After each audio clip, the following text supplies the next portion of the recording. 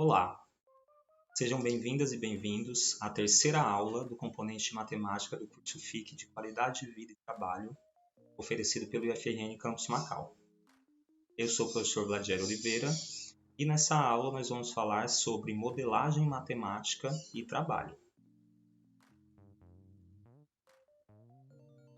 Nessa aula, tentaremos esclarecer a compreensão sobre modelagem matemática e mostrar como este ramo da matemática pode contribuir para uma otimização das atividades desenvolvidas no ambiente de trabalho.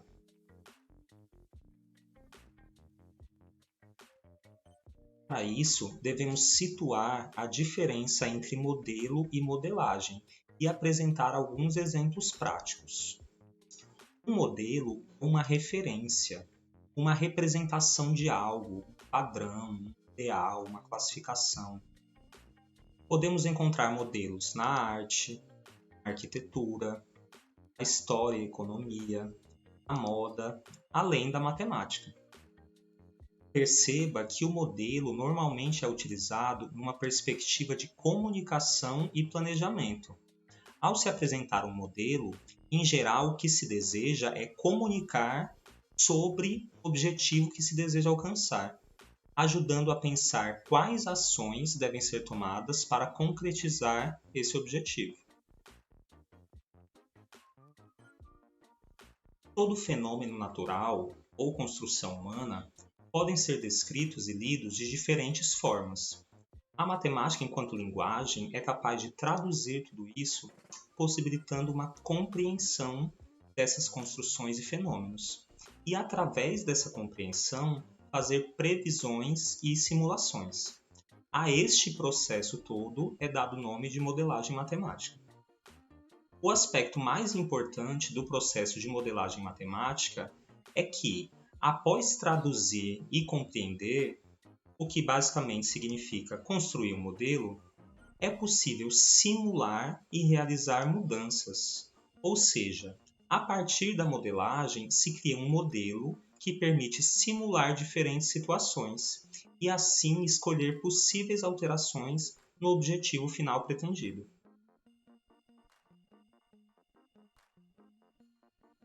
Agora vamos analisar alguns exemplos para ilustrar como a modelagem pode auxiliar em tarefas específicas. Para isso, utilizarei dados retirados de um trabalho que eu fiz enquanto eu era estudante da graduação. Nesse trabalho, nos foi proposto pelo professor que escolhêssemos uma categoria profissional e fizéssemos uma entrevista com os trabalhadores, para observar como eles mobilizavam a matemática na sua prática profissional. O trabalho, então, estava bem alinhado com aquela visão da ética matemática que a gente falou na última aula. A categoria profissional que meu grupo escolheu foi a de montadores de estruturas de eventos. E nós analisamos o uso da matemática para a construção de duas estruturas específicas que tinham sido construídas naquele ano e que nós conhecíamos porque tínhamos participado desse evento que eles montaram. Essas estruturas eram uma entrada em forma de arcos, que formava um túnel na entrada do evento, e o palco principal, que tinha um formato de elipse, por conta do formato do logotipo. O formato do logotipo era o formato do palco. Naquele trabalho, estávamos mais interessados em saber como os trabalhadores fizeram para construir as estruturas. Mas aqui focaremos nossa análise nas possíveis contribuições da modelagem matemática para estas situações. A estrutura dos arcos da entrada do evento era feita com canos de metal em formato de semicircunferências cobertas com tecido. Para modelar essa situação, vamos destacar algumas informações que parecem importantes de serem levadas em conta. São elas: o comprimento do arco. Essa informação é importante porque vai definir, por exemplo, a quantidade das varas de metal, dos canos de metal a ser utilizada. Outra seria a altura que o túnel terá na parte central, para garantir que as pessoas pudessem entrar e sair transitar ali tranquilamente. E Um terceiro componente importante é o comprimento horizontal do ar, para saber se ele caberia na calçada ali na entrada. Neste exemplo, o modelo a ser desenvolvido é na verdade bem simples. Como estamos tratando de semicircunferências, basta tomarmos metade do comprimento da circunferência. O comprimento da circunferência é dado por comprimento igual a 2 vezes π vezes o raio da circunferência. Logo, o comprimento da semicircunferência, que a gente está representando com C minúsculo, será simplesmente π vezes o raio. Como a gente vai pegar só metade, a gente está tirando esse 2 aí que multiplica na fórmula do comprimento.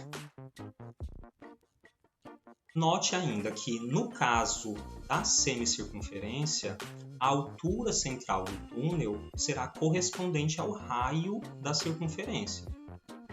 Logo, se eu quiser saber a altura, eu preciso encontrar o raio. E aí minha continha vai ser o comprimento da semicircunferência dividido pelo π. De onde eu tirei isso? Eu estou tirando dessa fórmula vermelha aí da tela. Tá?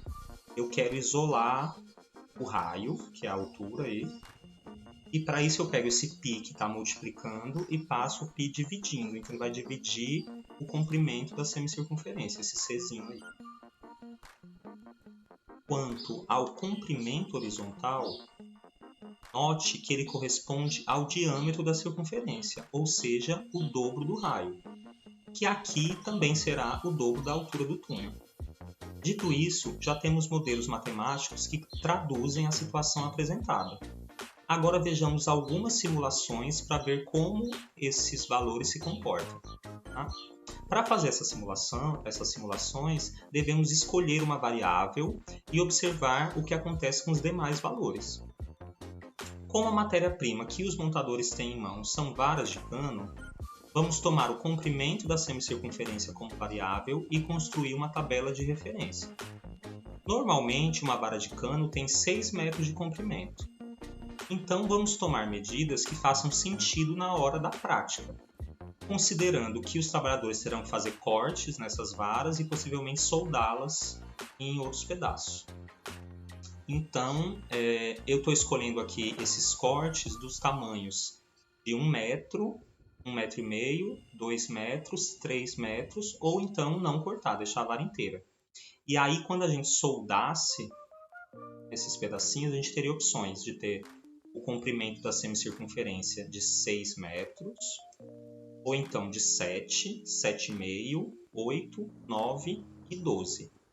Esses vão ser os valores de referência que eu vou usar na tabela de simulação, pensando que esses valores fazem sentido ali na hora da prática, na hora de cortar e soldar esses canos. Tá?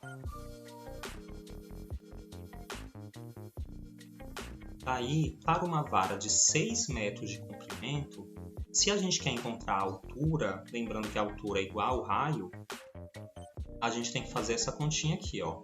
O comprimento da semicircunferência dividido por π. Quando eu for fazer essa conta, o comprimento da semicircunferência é 6 metros e o π eu estou usando um valor aproximado aqui de 3,14. Então a gente tem aqui a altura central, usando uma vara de 6 metros, né? A altura central teria 1,91 m.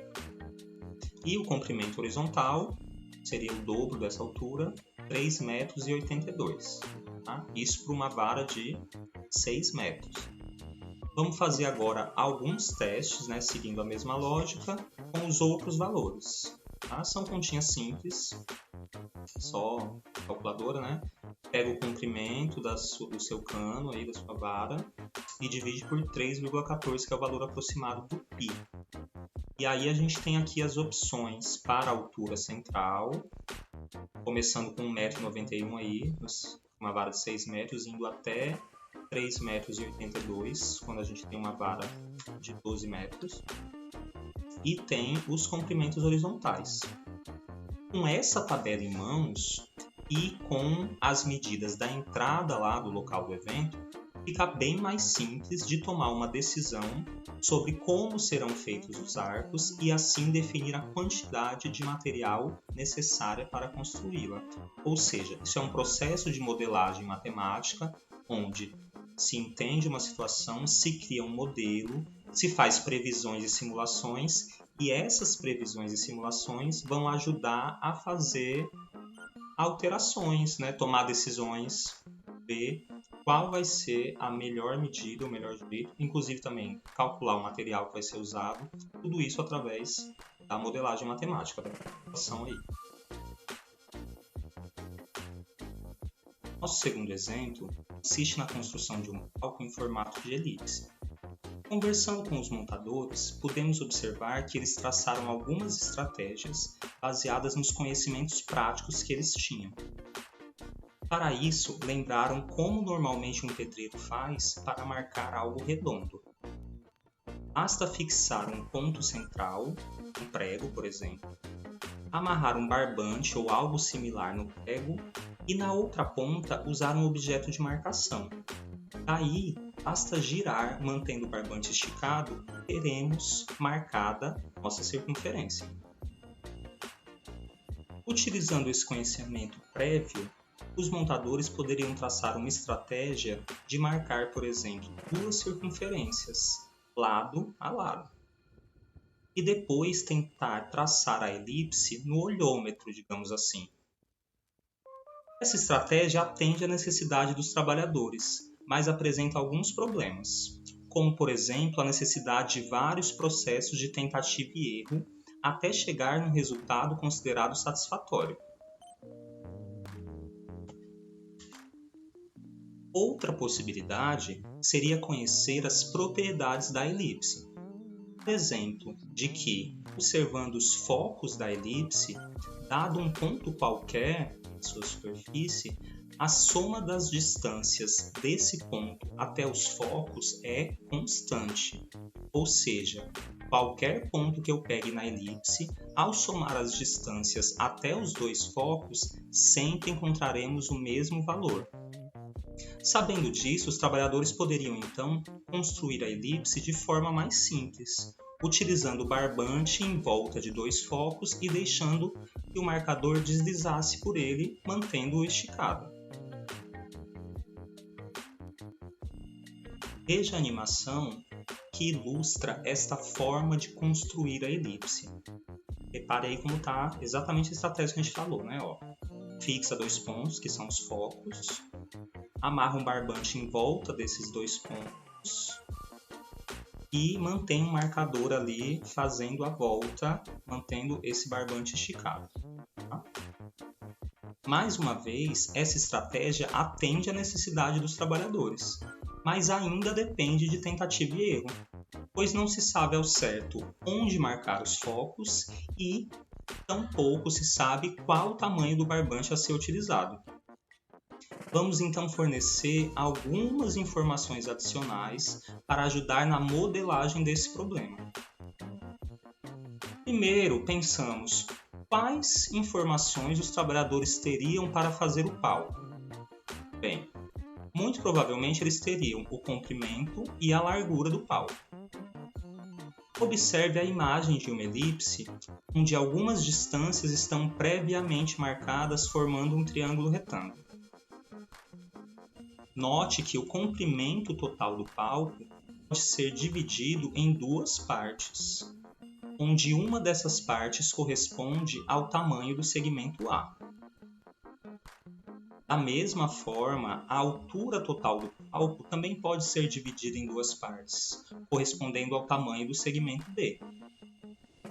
Logo, concluímos que A é igual a metade do comprimento horizontal e B é igual a metade da largura ou do comprimento vertical.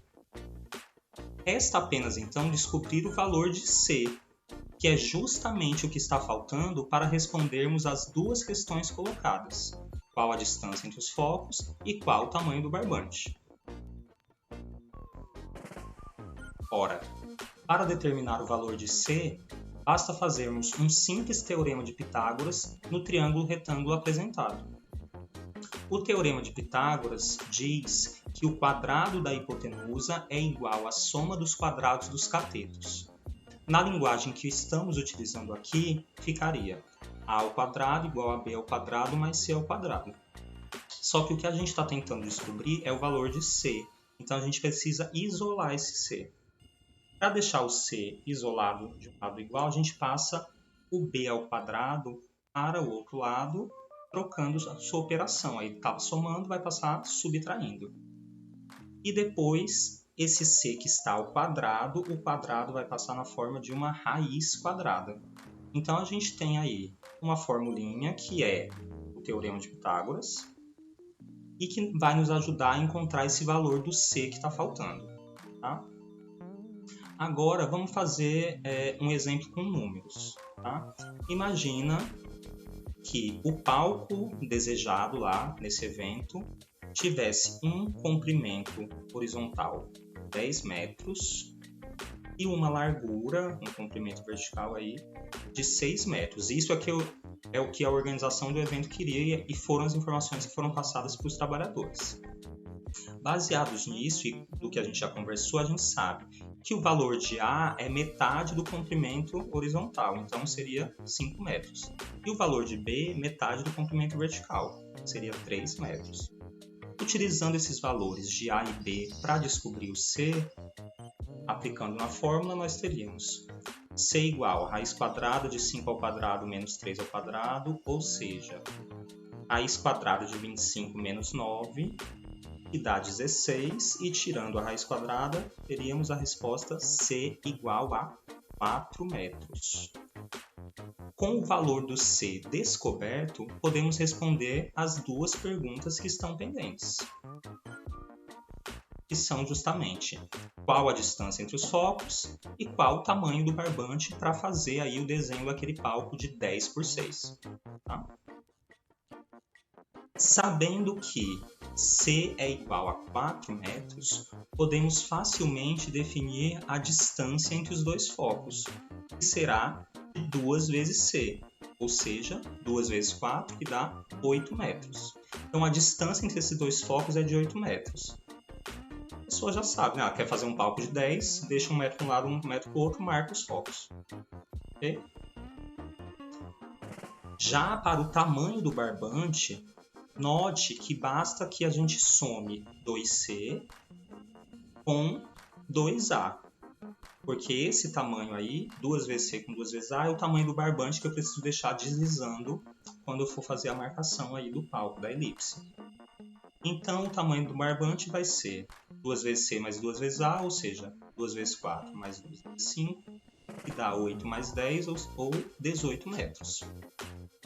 Então, através da modelagem, nós conseguimos resolver um problema simples, né? No caso aí atrelado a uma atividade profissional, mas que a partir do momento que esse problema foi modelado, essa modelagem serve para resolver qualquer outra questão similar. Então, toda vez que fosse necessário fazer uma elipse, se os trabalhadores conhecessem somente ali comprimento e largura, usando esse mesmo método, é possível de fazer, tá? Para poder descobrir aí essas duas perguntinhas.